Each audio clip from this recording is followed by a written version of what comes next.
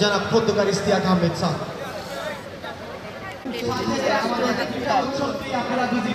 মাদক সমস্যা থেকে শুরু করে আপনার আইন শৃঙ্খলা সমস্যা, বিভিন্ন সমস্যা যাই বলেন, এই সমস্যাগুলোর যদি আমরা সমাধান করতে চাই তাহলে তারুণ্যের এই যে মহাশক্তি, এই শক্তিকে কাজে লাগাতে পারি।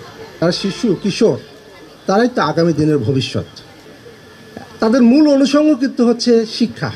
এই জন্য আমি উপজেলা প্রশাসনের পক্ষ থেকে আন্তরিক ধন্যবাদ জানাচ্ছি স্যার। তা ধ্বংস করার জন্য, তা নস্যাৎ করার জন্য তার আবার তৃতীয়